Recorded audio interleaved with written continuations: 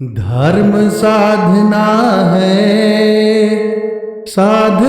है जिंदगानी। सुख जाए जैसे बगिया बिन बरसे पानी। ये बात पूर्ण सत्य है, नहीं संशय है इसमें प्राणी। सुख जाए जैसे बगिया बिन बरसे पानी। नारायण नारायण जपते जा बंदे, नारायण नारायण जपते जा बंदे। दिन चाहे रात हो 24 घंटे। नारायण नारायण जपते जा बंदे, दिन चाहे रात हो 24 घंटे। नारायण भगवान है, रहते विष्णु धाम। नारायण के जाप से सफल हुए सब काम। नारायण नारायण जपते जा बंदे, दिन चाहे रात हो 24 घंटे।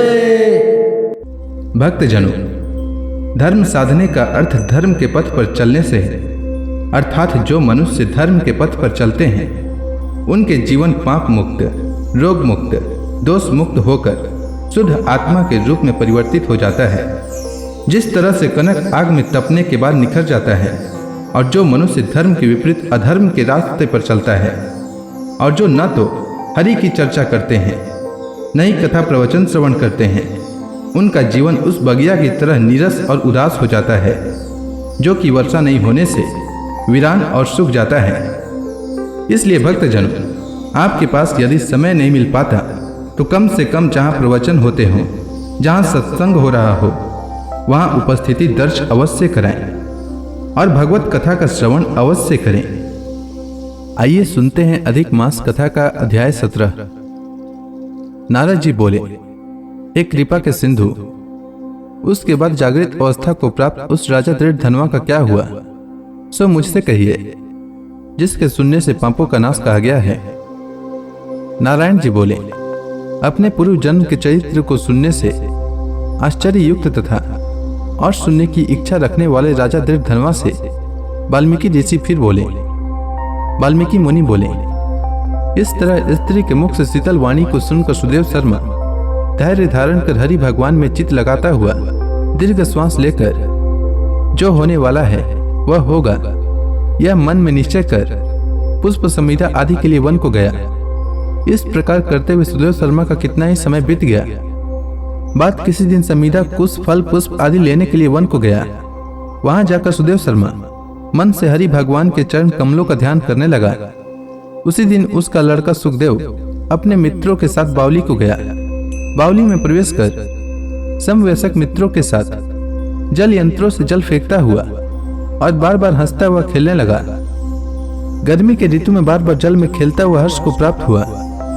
इस तरह प्रेम में मग्न सब बालकों से खेल करते हुए अथाह जल में खड़ा हुआ वह सुखदेव बालक मित्र बालकों से पीड़ित होकर मित्र वर्ग के भय से भागने की इच्छा करता हुआ और भाग्य से प्रेरित हो अपने श्वास को रोककर अपने मित्रों को छलने की इच्छा से वहां अथाह जल में गोता लगाया। किंतु उस जल में व्याकुल होकर उससे बाहर निकलने की इच्छा करता सहसा उस अथाह जल में वह बालक मृत्यु को प्राप्त हो गया।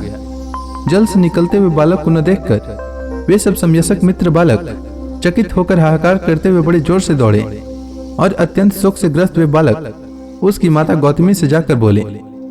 उन बालकों के अत्यंत अप्रिय वज्रपात के समान वचन को सुनकर पुत्र में प्रेम करने वाली वह गौतमी तुरंत पृथ्वी पर गिर गई। उसी समय वन से सुदेव शर्मा आया। पुत्र का मरण सुनकर कटे वृक्ष के समान पृथ्वी पर गिर गया। बाद दोनों ब्राह्मण स्त्री पुरुष उठकर बावली को गए। वहां जाकर मृत पुत्र का आलिंगन कर उसके शरीर को गोद में लेकर सुदेव शर्मा बारंबार पुत्र का मुख चूमने लगा। अपने गोद में स्थित मृत पुत्र को बार बार देखता हुआ रोता विलाप करता गदगद अक्षर से बोला। सुदेव शर्मा बोला, हे पुत्र, मेरे शोक को नाश करने वाले शीतल सुंदर और शुभ वचन को बोलो।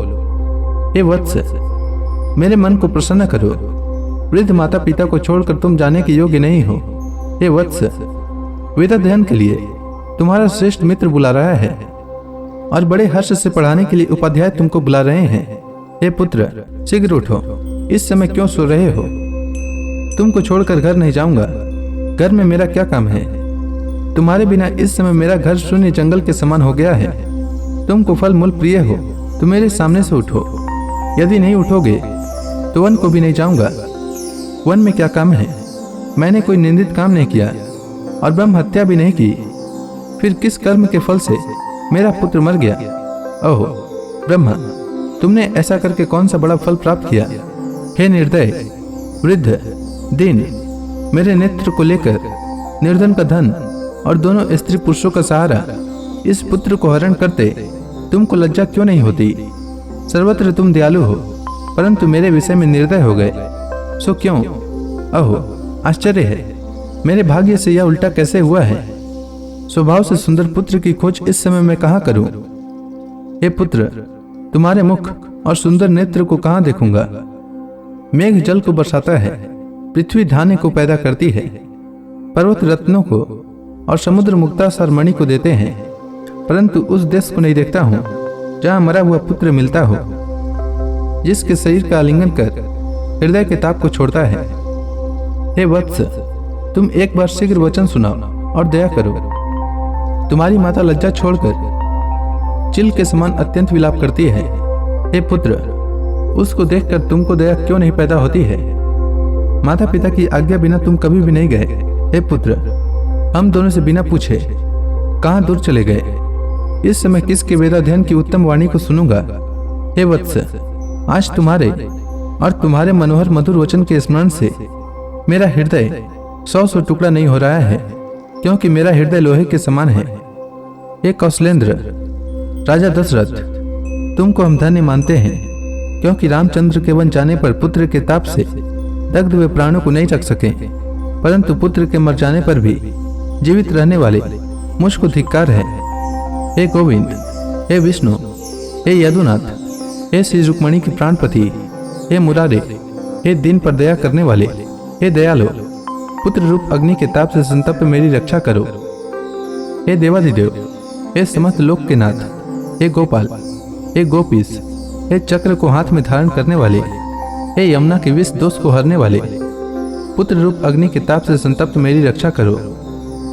हे वैकुंठ के वासी विष्णु, हे नरकासुर के नाशक, हे चराचर के आधार, हे संसार रूप समुद्र से पार करने के लिए जहाज रूप अर्थात संसार समुद्र से पार उतारने वाले, हे ब्रह्मादि देवताओं से नमस्कृत चरण पीठ वाले, पुत्र रूप अग्नि के ताप से संतप्त मेरी रक्षा करो।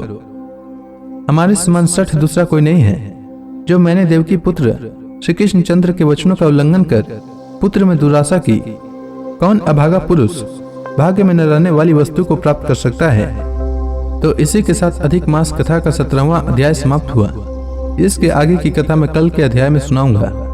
तब तक के लिए भगवान हरि का नाम लेते रहें। तो प्रेम से बोलिए भगवान विष्णु की जय, श्री कृष्ण भगवान की जय, समस्त देवी देवताओं की जय।